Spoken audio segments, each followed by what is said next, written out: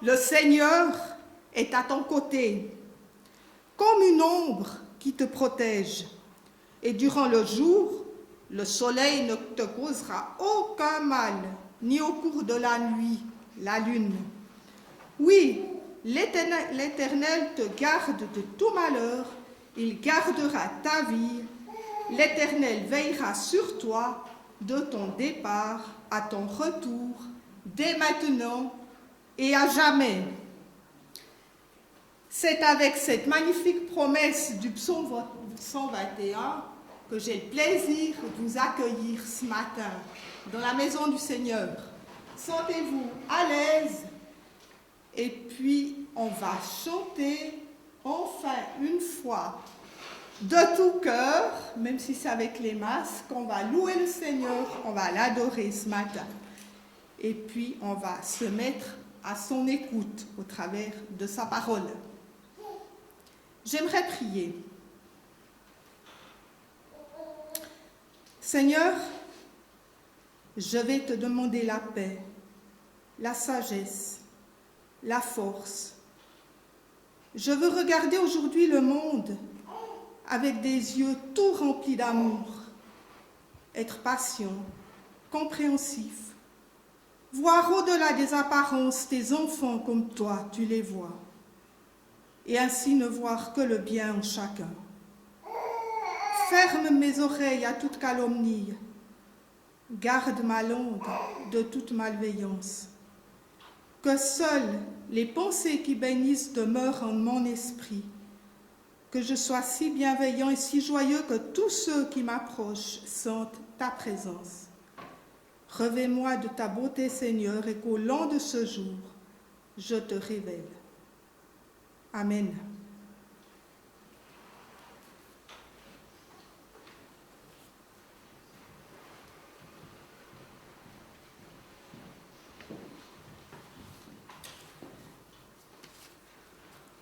Bonjour à toutes et à tous. Alors, pour les annonces de la semaine prochaine, mercredi prochain, on aura le catet, le groupe 2, donc les plus grands.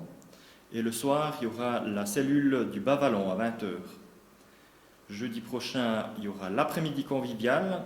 Et ensuite, le soir, la Bethania ouverte avec une étude biblique. Vendredi, il y aura le catet avec les plus petits à 17h. Et puis samedi, les flars. Et puis dimanche prochain, ce sera un culte de famille avec Iris. J'aimerais aussi faire l'annonce encore une fois pour le jeudi de l'Ascension, le 13 mai. Donc il y a une invitation ici à l'arrière de la salle, il y a encore aussi des petites cartes. Donc le programme, c'est à Lausanne. Hein. Le programme, c'est accueil à 9h30, le culte à 10h. À midi, c'est repas tiré du sac. Et l'après-midi, il y a des activités à choix. Hein. On essaye de faire des plus petits groupes. Il y aura des promenades, visites de musées, rencontres de jeunesse, moments spirituels. Et à 16h, il y aura la clôture. Donc, tous ceux qui aimeraient y participer sont... Ouais, il faut vous annoncer auprès de Bertrand ou Iris pour organiser le trajet, etc. Je pense. Plutôt Iris. Plutôt Iris, ouais. Voilà. Maintenant, point de vue foire, merci à toutes et à tous qui ont participé. Je ne sais pas si vous avez vu, c'est Sylvia qui m'a dit, il y a un article dans le journal du Jura, alors je le mettrai à l'arrière, pour que vous puissiez le lire si jamais, ou bien alors je le lis droit maintenant une partie, hein, il y a d'autres articles, la partie de la Bethania là. Du côté des habitués locaux, l'église de la Bethania proposait comme d'habitude ses produits maison. Co-responsable du stand, Claudine Mera tirait toutefois un bilan mitigé en raison de la météo. Nos pains et pâtisseries sont relativement bien partis, mais quand les livres se sont mis à gondoler, on a tout remballé. Parti comme d'autres avant 15 heures, la bénévole a du moins tiré parti de la ferveur ambiante. On voyait que les gens avaient envie, certains restaient même sur les terrasses malgré le froid. Alors voilà. Merci Sylvia d'avoir encore donné cet article.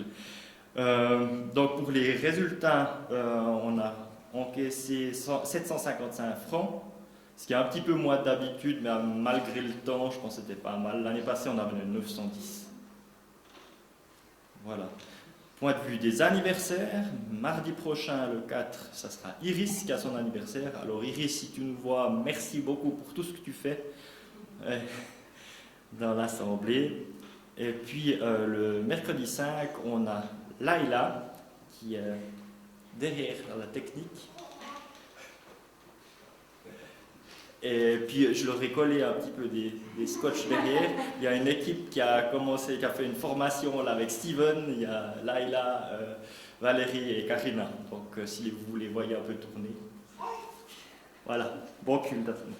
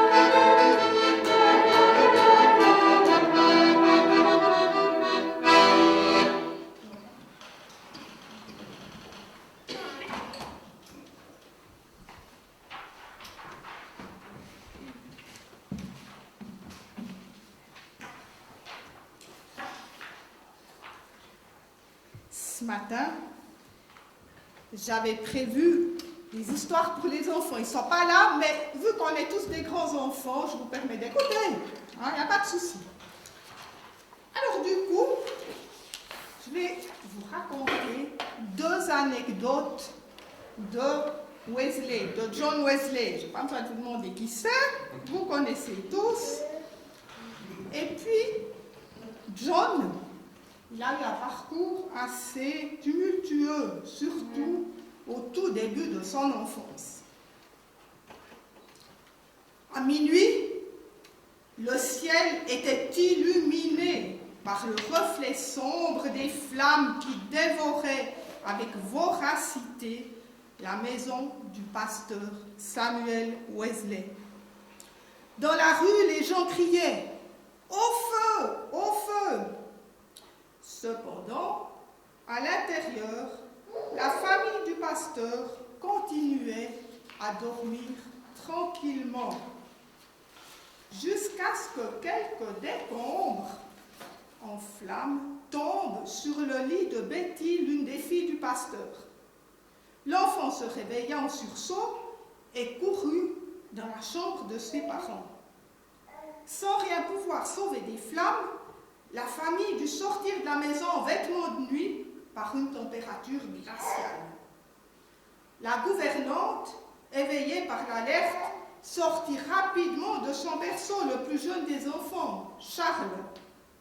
Elle appela les autres, insistant pour qu'ils la suivent et descendent les escaliers. Mais John, qui n'avait que 5 ans et demi, continua à dormir. À 3 reprises, la maman, Suzanne, qui était malade, tenta en vain de monter les escaliers. Le papa essaya 2 fois, sans y parvenir, de traverser les flammes en courant. Conscient du danger, il rassembla toute sa famille dans le jardin et tous s'agenouillèrent pour supplier Dieu de sauver John, resté prisonnier de l'incendie. Pendant que la famille priait dans le jardin, John se réveilla et après avoir essayé en vain de descendre les escaliers, il grimpa sur une malle qui se trouvait devant une fenêtre où l'un des voisins l'aperçut. Celui-ci appela d'autres personnes et ils décidèrent de faire la courte échelle pour atteindre l'enfant. C'est ainsi que John échappa à la mort dans la maison en flammes, sauvé à peine quelques instants avant que le toit ne s'effondre avec fracas. Les courageux voisins qui l'avaient sauvé amenèrent le petit garçon à son papa. « Venez, mes amis !» s'écria Samuel en recevant son fils dans ses bras. « Mettons-nous à genoux et rendons grâce à Dieu. Il m'a rendu mes 8 enfants. Laissez la maison brûler, j'ai assez de richesses. » Et un quart d'heure plus tard, la maison, les livres, les documents, les meubles avaient disparu. John disait souvent en parlant de lui-même qu'il était comme un tison arraché du feu. Voilà, ça c'est la première.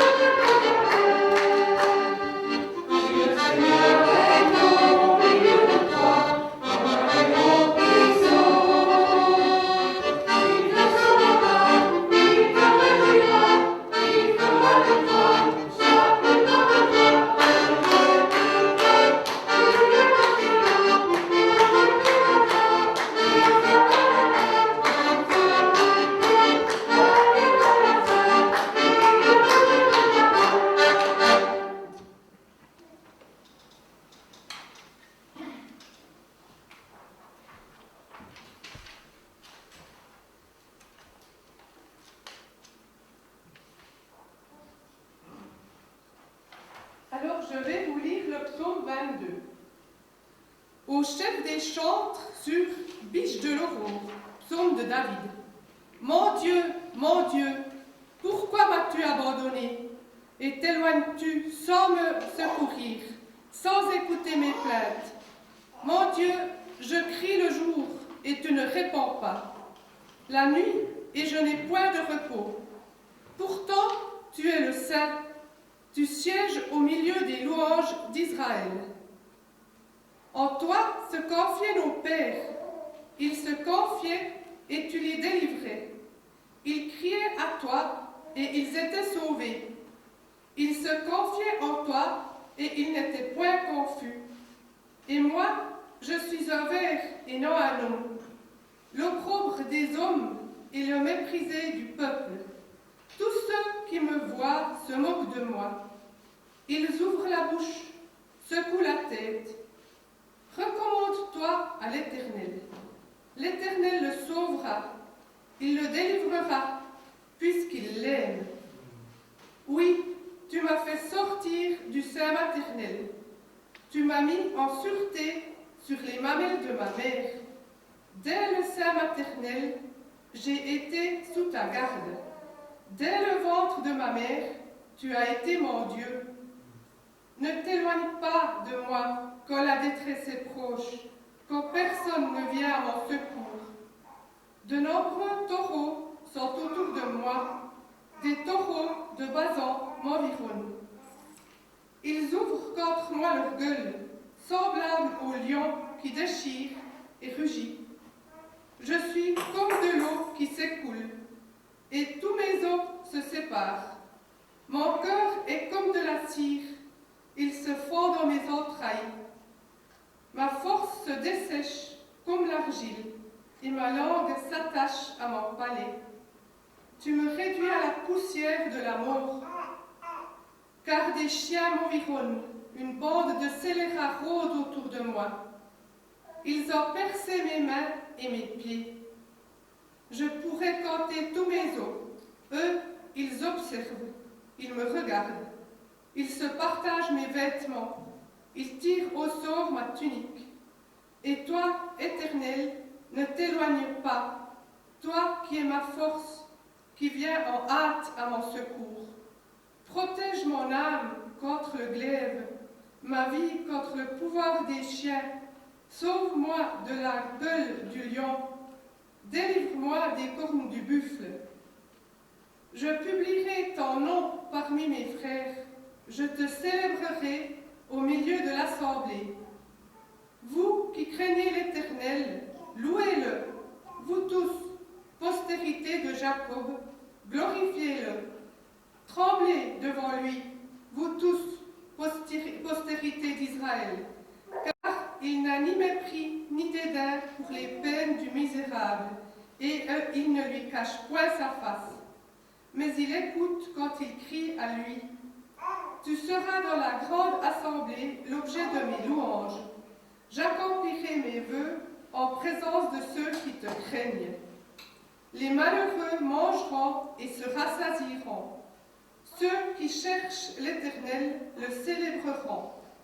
Que votre cœur vive à toujours. Toutes les extrémités de la terre penseront à l'Éternel et se tourneront vers lui. Toutes les familles des nations se prosterneront devant ta face. Car à l'Éternel appartient le règne. Il domine sur les nations. Tous les puissants de la terre mangeront et se prosterneront aussi devant lui. S'inclineront tous ceux devant lui, s'inclineront tous ceux qui descendent dans la poussière, ceux qui ne peuvent conserver leur vie. La postérité le servira. On parlera du Seigneur à la génération future. Quand elle viendra, elle annoncera sa justice. Elle annoncera son œuvre au peuple nouveau-né.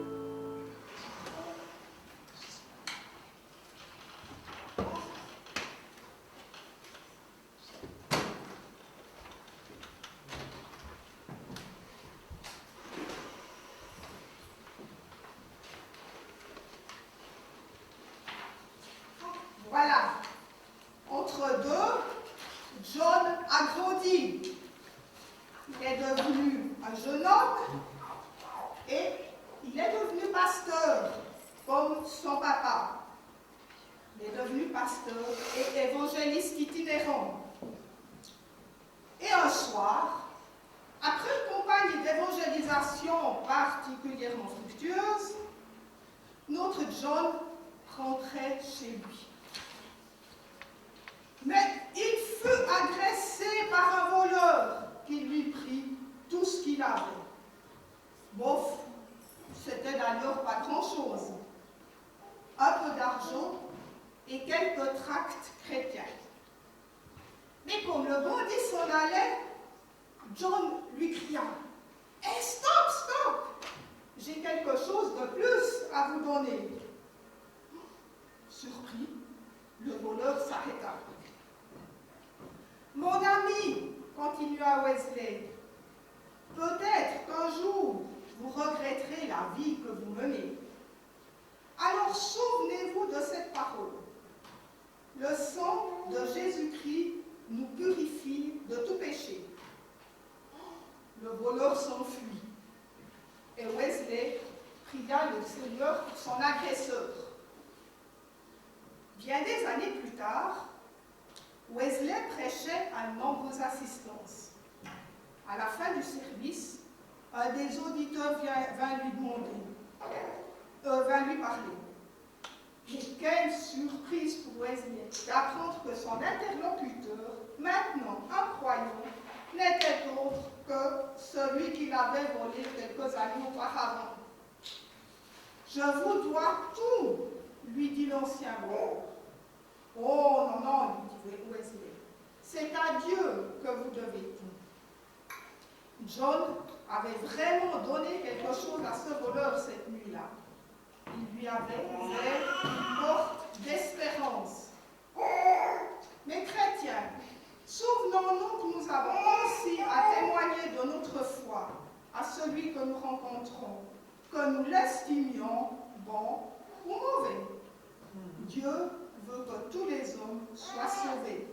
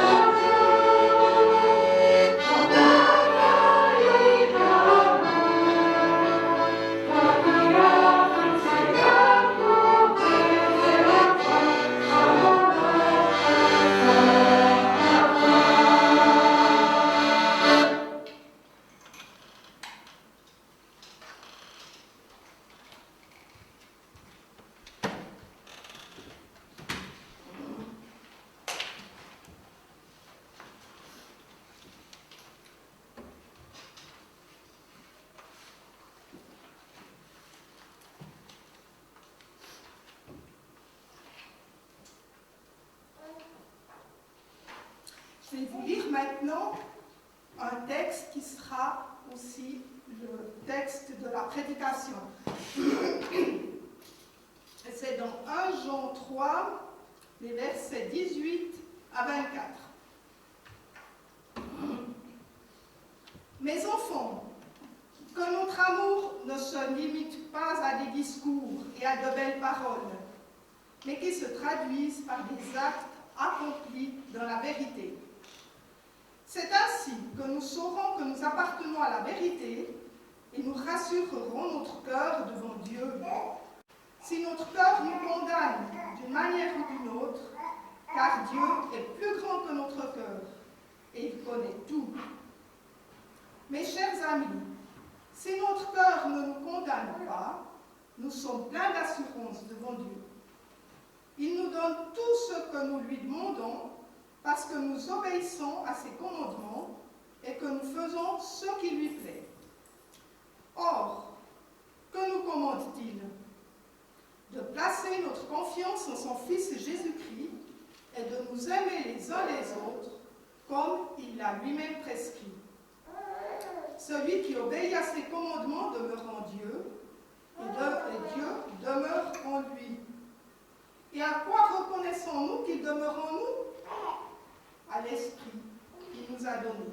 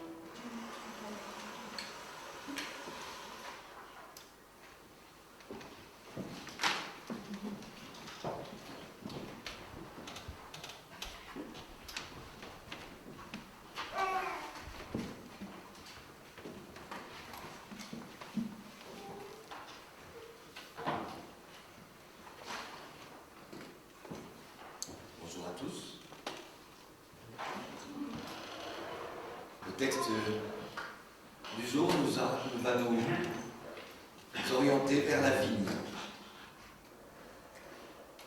Je vous propose de lire Jean 15, 1 à 8.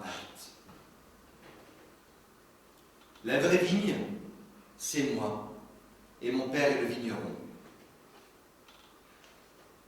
Il enlève toutes mes branches qui donnent pas de fruits, et il taille toutes les branches qui donnent des fruits.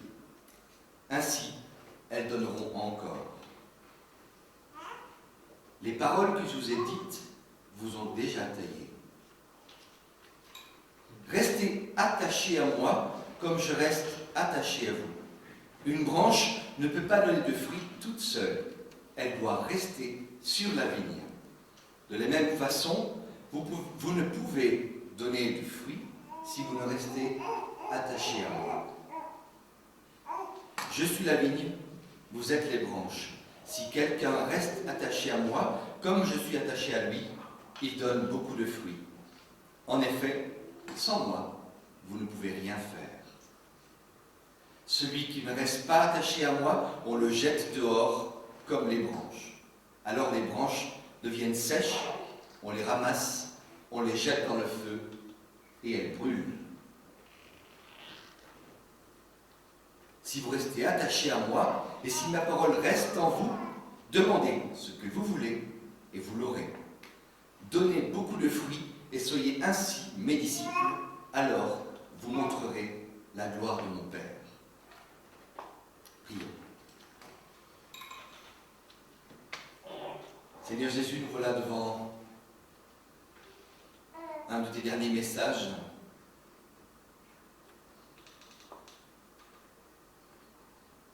Un message bien compliqué à comprendre, cette histoire de vigne. Seigneur, que tu puisses nous aider ce matin à faire le tri et à comprendre ce qui est notre message pour nous aujourd'hui. Seigneur, merci d'apaiser mon cœur et de me permettre de transmettre ce que tu as mis sur mon cœur. Et Seigneur, d'ouvrir les cœurs et les oreilles de chacun pour que tu puisses, toi, inspirer. Amen. Voilà le parcours que je vous propose ce matin. Tout d'abord, nous allons essayer de comprendre ce que les auditeurs avaient dans leur tête quand ils écoutaient Jésus, quand on leur parlait de cette vigne. Donc, qu'est-ce qu'ils comprennent de l'image de Jésus de la vigne? Ensuite, nous allons nous concentrer sur cette idée de sève. Nous savons que c'est par la sève que le cep nourrit le sarment, que le cep nourrit les branches. Nous essaierons de comprendre ce que peut nous dire cette sève et son lien avec le fait de porter du fruit. Nous essaierons de comprendre ce qu'elle a à nous dire. En fait, ensuite, nous nous intéresserons à ce sécateur. Cet outil qui permet de supprimer les branches, ce sécateur qui coupe, qui taille la vigne. Nous nous questionnerons sur ce vigneron qui utilise ce sécateur et qui émonde la vigne. Et ensuite, nous nous concentrerons sur le fruit. Nous pencherons sur ce fruit. Qu'est-ce qu'il peut bien nous dire? Qu'est-ce qu'il peut bien être?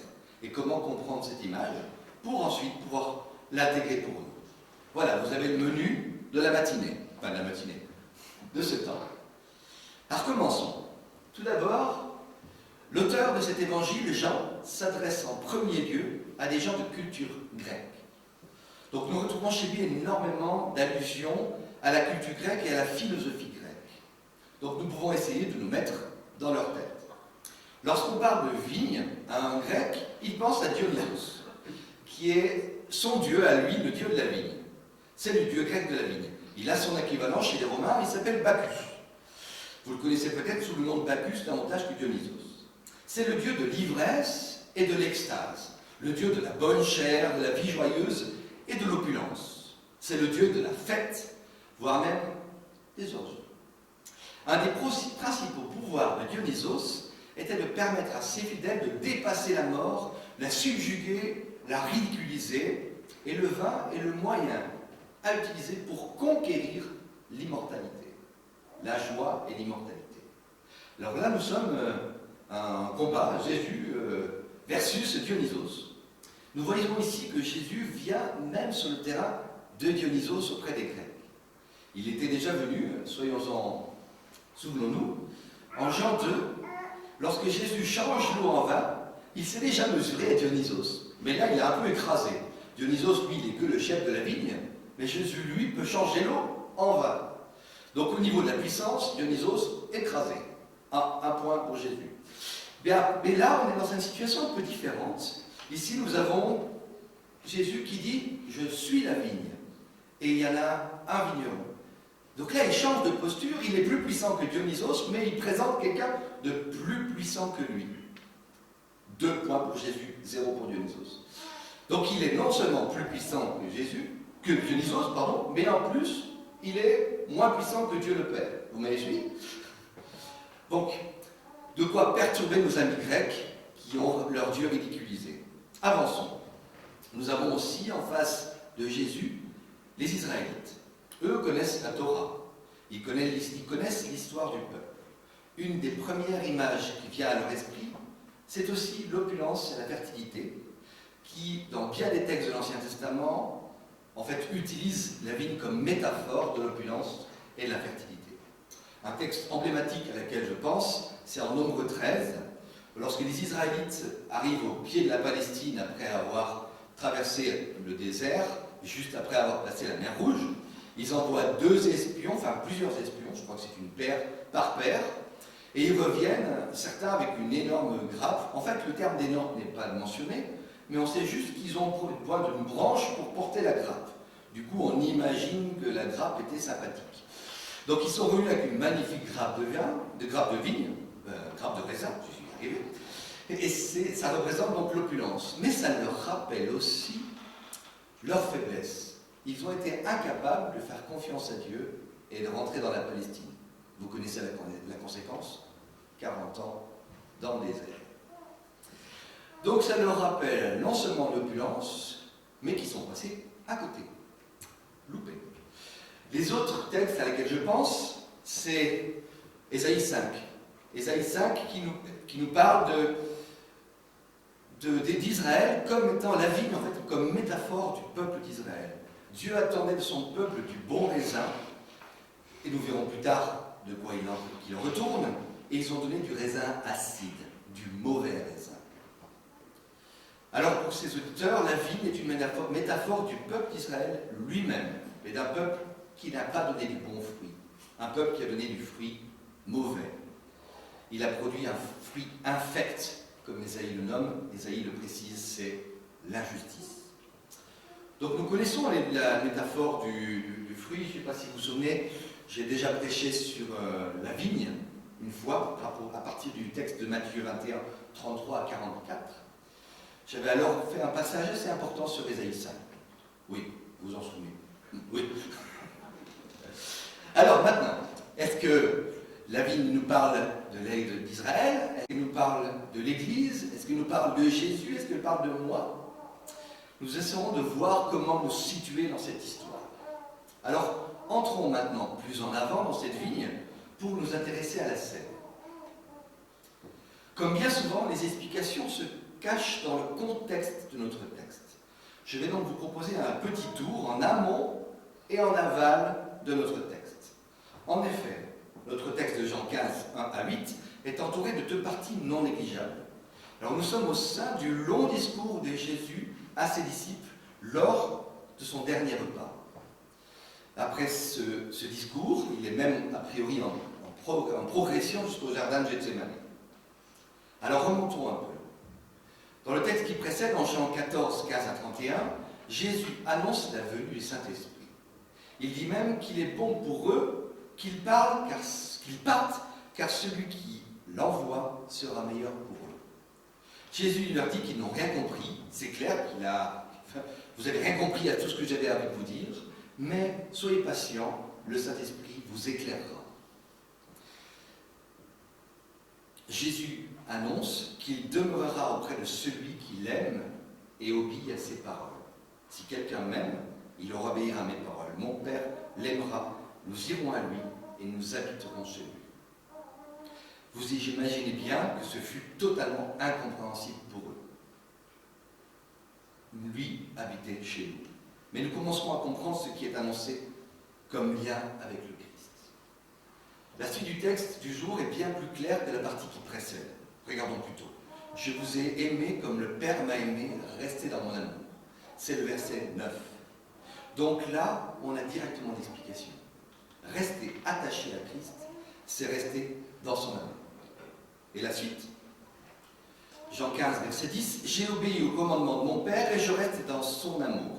De la même façon, si vous obéissez à mes commandements, vous restez dans mon amour. » Pour ne pas être coupé, séparé de Dieu, le sarment doit rester attaché au cep. Bon, pour l'instant, c'est assez logique. Pour ne pas être retranché, séparé de l'amour de Dieu, le chrétien doit obéir au commandement du Père et rester dans son amour, pour recevoir la sève, son amour. Allons un peu plus loin, en Jean 15, verset 12, « Voici mon commandement, aimez-vous les uns les autres, comme je vous ai aimé. » Vous me direz, rien de nouveau Bertrand. Quasiment tous les dimanches, tu nous parles de l'amour. Je suis vraiment désolé. Mais ce coup-ci, c'est pas moi, hein, c'est le texte qui le dit. Hein. Mais continuons, si vous voulez bien. Nous proposons un peu plus loin encore une opposition. Une opposition à cette notion d'amour. Là, il nous parle de celui qui me déteste, déteste aussi mon Père. Première raison d'être retranché du Fils, séparé du cep, c'est ne pas aimer Christ. J'aime assez cette image de la sève qui coule après la taille. Alors, je ne sais pas si vous savez, on dit que la vigne pleure. Lorsque le vigneron émonde la vigne pleure.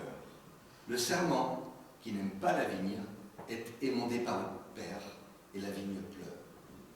Le chrétien qui n'aime pas le Fils est émondé par le Père, et le Fils pleure. Quelle magnifique image. Je crois qu'il n'y a pas trop de doute sur ce que peut être donc la sève, qui nous nourrit et qui produit du fruit en nous.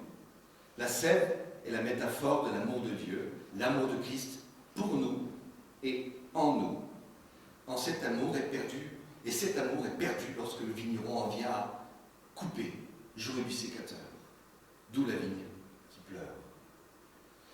Alors partons maintenant vers ce sécateur. Nous entrons dans une partie un peu moins heureuse, un peu plus douloureuse, le sécateur. Aïe, ça taille. Le sécateur supprime les branches qui ne portent pas de fruits. Pour le moment, c'est compréhensible. Celui qui ne transmet pas d'amour est retranché, coupé, séparé, brûlé. Mais alors, comment portera-t-elle du fruit ensuite, cette pauvre branche? C'est clair qu'une fois supprimée, la branche peut toujours essayer de porter du fruit. C'est peine perdue. Le pire, c'est que la branche, le sarment, est coupé bien avant la floraison. C'est en mars que l'on taille. Il n'y a pas de marque de fruits. C'est piratage. Le sarment est coupé avant même qu'il ait eu l'occasion de porter du fruit. Comment voulez-vous qu'il porte du fruit par la suite? C'est un peu fort de café. C'est du piratage. Je veux bien comprendre pour la vigne. On sait que, par principe, si on réduit les sarments qui restent vont porter plus de fruits parce qu'ils vont recevoir plus de sève. Mais c'est pourri pour les autres. Pour nous, en tant qu'humains, en tant que chrétiens, c'est plus difficile à comprendre. Avançons. Surtout que le vigneron taille les branches qui portent il taille aussi les branches qui portent du fruit. Donc vous portez du fruit, mais vous faites quand même tailler. Vous êtes d'accord? Ça fait mal. Alors pour la vigne, là encore on comprend. Il faut réduire le fruit sur la branche pour que ceux-ci soient de meilleure qualité. Mais c'est pas cool. L'image prise pour nous est violente. Je porte du fruit, mais je me fais quand même tailler. Mais la branche qui reçoit des fruits reçoit quand même du coup du sécateur. Même celui qui porte du fruit, d'amour, reçoit les coups du sécateur. C'est pas génial. Avançons. C'est comique cette affaire. Comment porter du fruit et rester attaché à lui si le sécateur a fait son travail? Ce qui me surprend, c'est qu'ici le sarment n'est qu'un canal. Il est inutile, inefficace, inerte. Il ne fait rien. Il porte du fruit ou il est coupé. Mais soyons clairs, ce n'est pas par ses propres forces qu'il reste attaché au cep. Donc restez attaché à moi, et il nous donne l'exemple d'un sarment qui ne fait rien pour être attaché au cep. L'image est absurde, elle ne tient pas debout. Il ne peut pas s'attacher lui-même au cep, puisque c'est le sécateur qui coupe. Et s'il est détaché, il ne peut pas se greffer lui-même au cep. Donc s'il est séparé, il ne porte pas de fruit. Tout ça pour aller au bout de cette image. On commence à comprendre à partir de cette image que Jésus puisse nous demander de rester attachés à lui. Nous pouvons être acteurs dans cette affaire. Nous ne pouvons être acteurs dans cette affaire. Nous pouvons rester attachés, soit, mais quand le sécateur est passé, c'est fini. Le serment est totalement tributaire, inefficace. Alors quel est notre rôle là-dedans? Que peut-on faire pour rester attaché? Quelle est notre action pour rester attaché au cep? Alors, avançons vers le fruit, pour peut-être un peu mieux comprendre de quoi il retourne. Je vous propose de relire le texte qui suit notre texte du jour. Il est question de rester dans mon amour, et à la fin, vous resterez dans mon amour. Disons, je vous ai aimé comme le Père m'a aimé. Restez dans mon amour. J'ai obéi au commandement de mon Père et je reste dans son amour. De la même façon, si vous obéissez à mes commandements, vous resterez dans mon amour. Ouais. Je ne sais pas si vous avez marqué, il y a une boucle. Rester dans son amour est le fruit d'être resté dans son amour. C'est ça qu'il nous dit. Je répète, rester dans son amour est le fruit d'être resté dans son amour. Nous resterons dans son amour parce que nous sommes restés dans son amour. En pratique. En fait, je comprends pourquoi elle est ici, je ne comprenais rien. La boucle. Obéir au commandement, c'est aimer, tout simplement. Et en restant dans son amour, nous restons dans son amour. Vous me direz, franchement, là, t'en as pas marre de toujours parler d'amour. Mais attendez, là encore, c'est pas moi qui décide. On veut peut-être aller plus loin, parce que l'amour, c'est trop facile, c'est un peu trop bisounours. Allons plus loin, il faut dépasser la notion d'amour. Alors voyons ce que, puisque Jésus envoie le Saint-Esprit, voyons ce que le Saint-Esprit a à nous dire au sujet de cet amour. Parce que je suis sûr que vous y avez pensé, quand on pense fruit, on pense fruit du Saint-Esprit, fruit de l'Esprit. Alors allons-y. Vous connaissez forcément le texte bien connu, en Galates 5, 22. En effet, voici ce que l'Esprit, le Saint-Esprit, produit. Amour, joie, paix, patience, bonté, service, confiance dans les autres, douceur, maîtrise de soi. 9. Vous vous souviendrez toujours 9. 9. Grande raison. Oui. Toutes ces choses sont produites par le Saint-Esprit. Et elles sont en même temps une action et en même temps un mode d'être. Le fruit de l'Esprit touche à mon identité elle-même et à mon action. Le fruit de l'Esprit, le fruit concerne mon identité, mon être, ce que je suis au fond de moi, joie, paix, patience, bonté, mais aussi ce que je suis par rapport aux autres, mes actions, confiance, douceur et maîtrise de soi.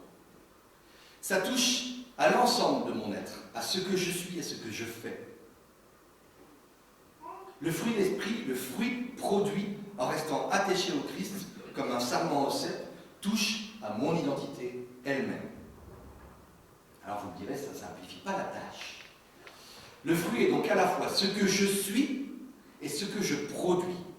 Le fruit que je dois produire est lié à mon être et en même temps à mon action. Le fruit est lié à mon action et mon action est le fruit de mon identité, le fruit de l'amour du Christ. Vous me suivez? Le fruit est lié à mon action est le fruit de mon identité, le fruit de l'amour du Christ en moi. Je suis moi-même le fruit que je produis. Je suis moi-même le fruit que je produis. Vous m'avez suivi? Je sais que c'est complexe, c'est pas moi, c'est le texte. Puisqu'on est dans une boucle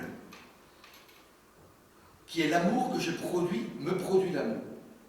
Donc le fruit que je produis, qui est de mon identité, le fruit est lié, et mon action est liée même à ce que je suis.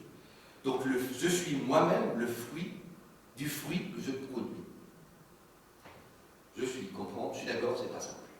Pour comprendre un peu mieux, je vous propose de revenir sur ce texte lu par Marianne tout à l'heure.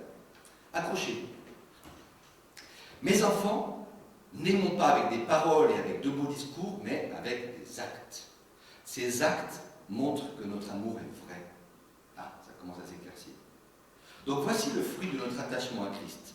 Nos actes qui montrent que notre amour est vrai. Donc nous avons bel et bien quelque chose à faire. Démontrer par les actes que notre amour est vrai. Démontrer par des attitudes que notre amour est vrai. Démontrer par nos relations que notre amour est vrai. Démontrer par notre vérité d'être que notre amour est vrai. Et ce qui est passionnant, c'est que Dieu utilise le sécateur pour nous y aider. Passionnant. Pas toujours. En effet, si notre cœur nous accuse, nous le savons, Dieu est plus grand que notre cœur et il connaît tout. Amis très chers, Si notre cœur ne nous accuse pas, nous sommes pleins de confiance devant Dieu et nous recevons de lui tout ce que nous demandons. Pourquoi ? Parce que nous obéissons à ses commandements et nous faisons ce qui lui plaît. Voici l'œuvre du sécateur. Notre cœur qui nous accuse et Dieu qui est plus grand que notre cœur. Pour comprendre cette œuvre, je vous propose un autre texte du jour. Un autre texte que je ne vous ai pas demandé à lire aujourd'hui, mais qui est dans le guide expresso, une petite pub en passant. C'est 2 Corinthiens 7 à 10, 7 verset 10, que j'ai moi-même médité sur le guide expresso. Et vous verrez, c'est à peu près ce que je dis aujourd'hui. Allons-y. 2 Corinthiens 7, verset 10. En effet, la tristesse qui plaît à Dieu change notre cœur. De cette façon, nous pouvons être sauvés et nous n'avons pas à regretter cette tristesse. Mais la tristesse qui ne change pas le cœur produit la mort. Là, le sécateur, c'est clair. Vous me suivez ? La tristesse dans notre cœur, voici le sécateur. Et il nous était rappelé que Dieu est plus grand que notre cœur et nous recevons de lui ce que nous demandons. Et pour obéir à Dieu, nous sommes appelés à lui demander quoi ? À lui demander toujours plus d'amour. D'où la boucle. Nous sommes appelés à agir dans l'amour, être sensibles à notre cœur qui nous reprend lorsque nous manquons d'amour et demander à Dieu de nous donner encore plus d'amour pour demeurer dans l'amour. Vous me direz, franchement, avec ton amour, tu commences à nous barber. Par contre, si nous n'écoutons pas notre cœur, le sécateur, nous ne pouvons demander à Dieu de nous donner plus d'amour. Et nous nous séparons nous-mêmes de l'amour de Dieu en laissant faire l'action du sécateur. Le sécateur est Dieu qui œuvre au fond de notre cœur pour que nous puissions agir toujours plus dans l'amour et lui demander constamment de nous maintenir dans l'amour, de demeurer dans l'amour. Donc agir, écouter notre cœur, demander à Dieu de l'aide et mieux agir le lendemain. Je refais. Donc il s'agit d'agir, écouter notre cœur et ensuite demander à Dieu de nous aider à agir dans l'amour pour mieux agir demain. Et ainsi de suite. Voici la boucle. J'agis, j'écoute mon cœur, je demande à Dieu de l'aide et j'agis mieux encore. J'agis, j'écoute mon cœur, je demande à Dieu et j'agis mieux demain. C'est super simple en fait. Alors pourquoi on ne le fait pas ? Revenons un peu à cette image de la vigne avec la compréhension qui est la nôtre maintenant. Les sarments, les branches, ce n'est pas moi ou l'autre, mais ce sont différentes parties de moi. Il n'est pas question d'être retranché ou attaché à Dieu, mais des parties de moi qui sont attachées au Christ ou détachées du Christ. En effet, certaines parties de moi sont attachées au Christ. Elles reflètent son amour. Mais d'autres se détachent de Christ et ne vivent pas dans son amour. Il est question d'écouter son cœur. La tristesse de notre cœur est révélateur. Prenons-en soin. Écoutons notre cœur lorsqu'il est perturbé par nos actions. Je précise que la tristesse est à détacher de la culpabilité. Ce n'est pas la même chose.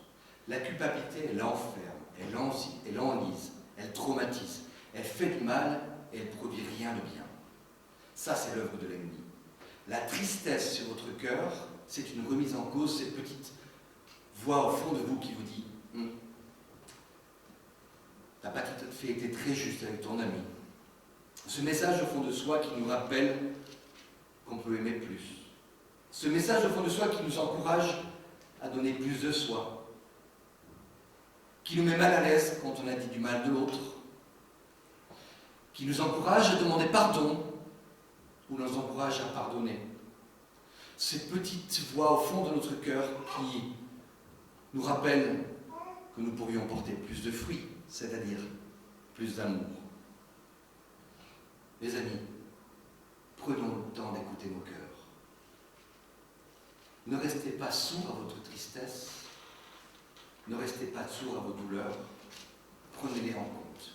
On ne sait jamais, il est possible que le sécateur soit en marche.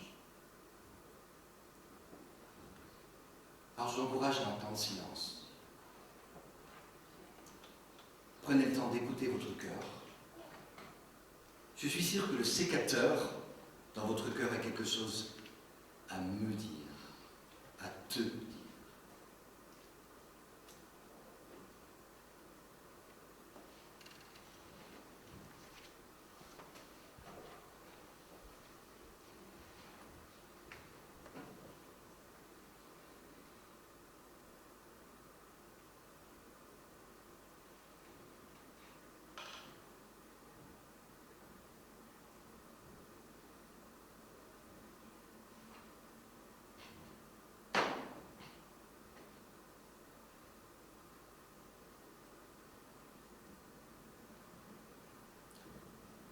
Seigneur mon Dieu, oui, les choses sont simples. Te demander tout bonnement toujours plus d'amour pour en manifester toujours plus moi-même. Et d'être sensible à ton cœur, écouter mon cœur à laquelle tu me parles.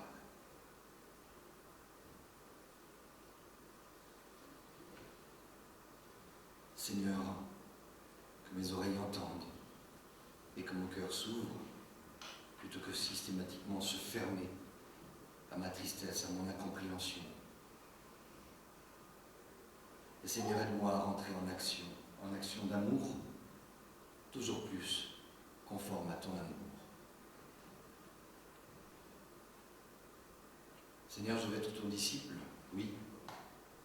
Je veux aimer toujours plus fort et toujours plus bellement. Ça n'existe pas, mais tant pis.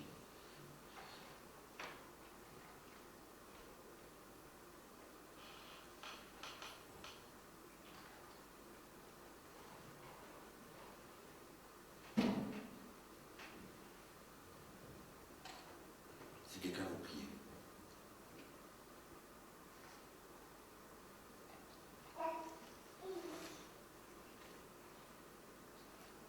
Père, je te rends grâce parce que tu nous as envoyé ton Esprit Saint. Merci parce que dans tes saintes écritures, tu dis dans lesquelles nos cœurs de pierre ont été changés en cœur de chair. Merci parce que c'est toi qui mets en nous le vouloir le faire. Nous nous mettons à ta disposition. Nous voulons te suivre, Seigneur Jésus. Tu es notre Maître, tu es notre exemple, tu es nous. Merci parce que tu as tant aimé le monde. Seigneur, merci Père parce que tu as tant aimé le monde que tu as donné ton Fils unique, afin que quiconque croit en lui ne périsse pas. Que nous puissions chacun ici-bas, dans notre communauté, ces porteurs de vie, que nous puissions annoncer ton évangile, rempli de ton amour. Au nom de Jésus.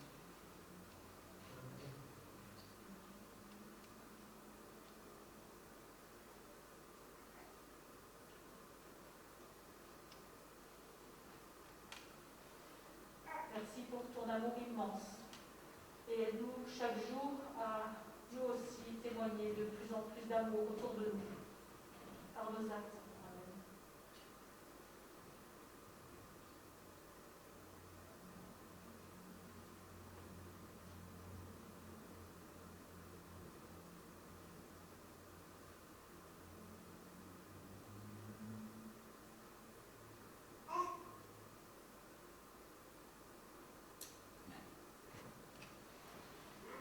Vous connaissez le fruit du raisin pressé. Le vin aussi est employé pour parler du Saint-Esprit, du vin nouveau. On parle de deux fruits de la vigne, celui-ci, mais aussi le vin est aussi le fruit de la vigne. Plusieurs textes bibliques nous parlent du vin, et de façon plutôt positive. Vous trouverez en Ésaïe, en Psaume, en Proverbe, Cantique des Cantiques. Le vin réjouit le cœur, il désinhibe, il détend. Il ôte les freins au processus de changement de notre cœur. Le vin libère la parole, il libère l'être et le rend plus gai, plus jovial. Le vin est quelque chose de très social. Alors le vin est un psychotrope. Vous savez quoi? L'amour du Christ aussi. L'amour du Christ est un psychotrope. Il change nos actes, il change nos paroles, il change nos relations. On devient vite addict à l'amour du Christ. Alors, entre nous, soyez addicts de l'amour du Christ. Et j'entends Marianne qui dit, laissez le vin de côté. Là où le bénéfice du vin s'arrête, celle du Saint-Esprit, elle ne s'arrête pas. Elle génère des effets secondaires bénéfiques. Soyez addicts. Alors je vous encourage donc à consommer encore de l'amour sans aucune modération. Voilà ma publicité du jour. J'ai commencé à grignoter. Non, ça c'est après. Je vous écoute, pardon, à vous.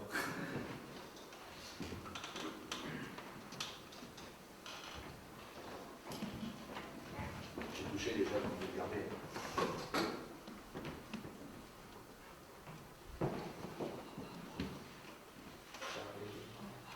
Pardon. On verra après.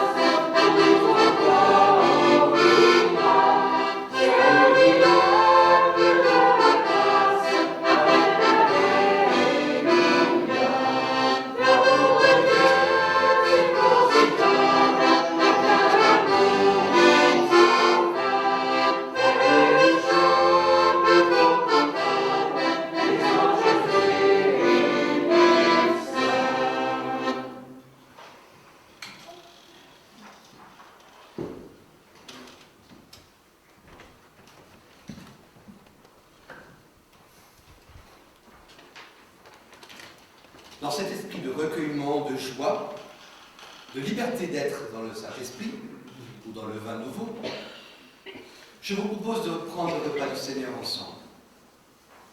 Que ce repas soit une manifestation de l'amour de Dieu pour nous, la manifestation de l'amour de Christ parmi nous, et la manifestation de l'amour que nous nous portons les uns aux autres.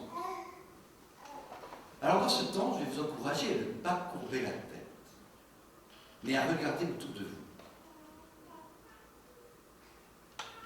Oui, vous avez déjà écouté votre cœur, le sécateur a déjà œuvré.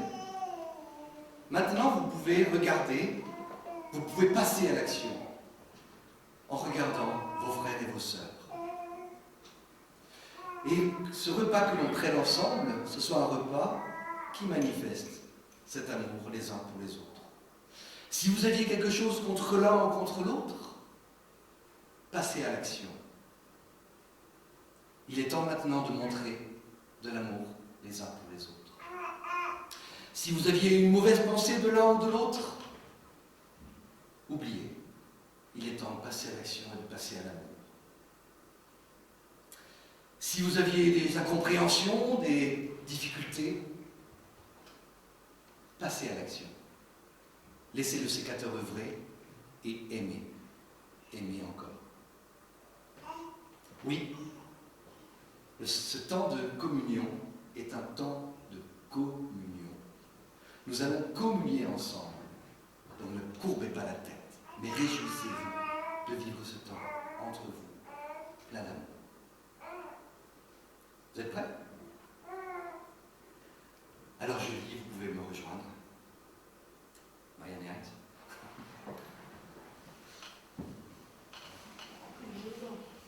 Ah oui, Julie, comment vous vous préparez?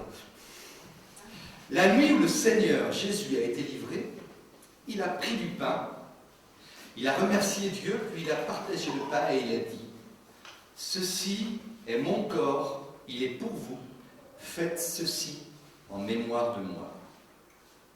Après le repas, le Seigneur a pris aussi la coupe de vin et il a dit: cette coupe est la nouvelle alliance de Dieu, parce que mon sang est versé pour vous. Toutes les fois que vous en boirez, faites cela en souvenir de moi. En effet, chaque fois que vous mangez de ce pain et que vous buvez de cette coupe, vous annoncez la mort du Seigneur jusqu'à ce qu'il vienne. Amen.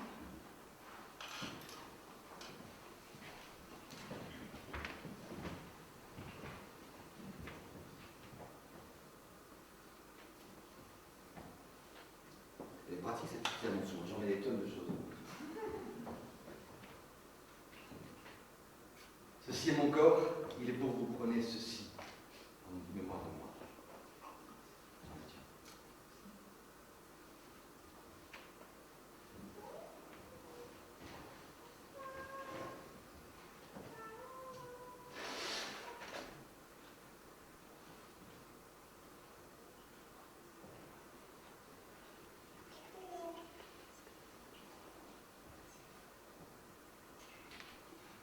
Est-ce que je peux te demander?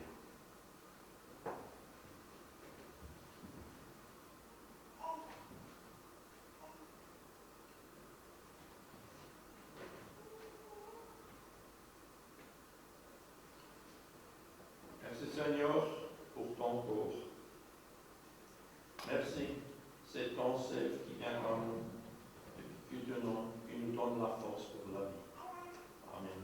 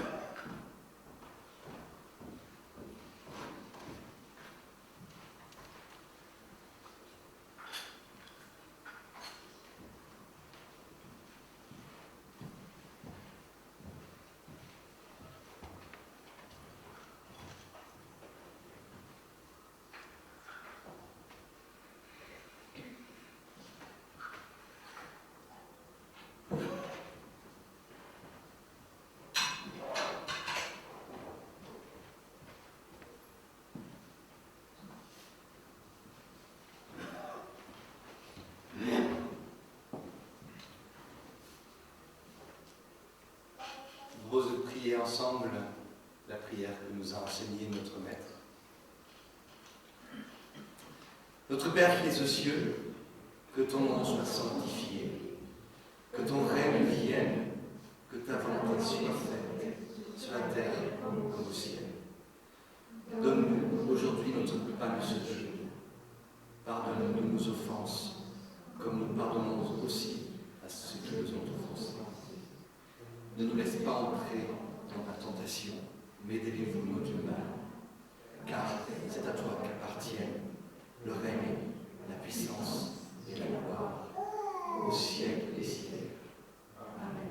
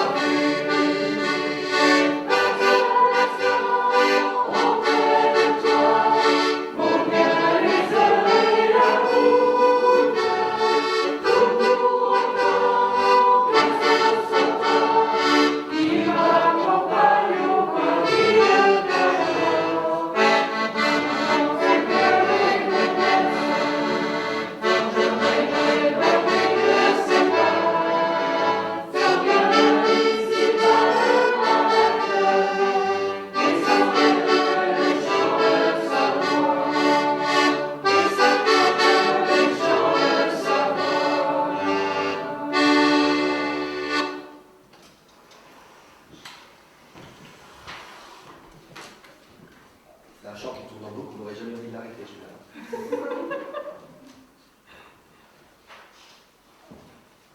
Alors je vais proposer une bénédiction d'après un texte de Jérémie 17, 7 à 8, revu à la façon Bébert. Bénis ceux qui comptent sur le Seigneur. Le Seigneur est leur assurance. Ils sont comme une vigne plantée sur les coteaux, qui étend leurs racines dans le sol et dressent leurs samans vers le soleil. Quand la chaleur arrive, ils n'ont peur de rien. Leurs feuilles restent toujours vertes. Même une année de sécheresse ne les inquiète pas. Ils portent toujours du fruit qu'ils exhibent humblement au soleil. Alors je vous invite à vous lever. Toi, mon frère, toi, ma sœur, comme cette vigne plantée sur le coteau, enracine-toi dans l'Évangile. Plante tes racines dans l'amour de Dieu, lève tes sarments vers le soleil, laisse monter en toi la sève de la vie. Laisse monter en toi la sève de l'amour. Oui, mon frère, oui, ma sœur, laisse vivre en toi l'amour du Christ. Et quand la saison viendra, manifeste le fruit de cet amour. Que le Seigneur vous bénisse et vous remplisse d'amour. Amen.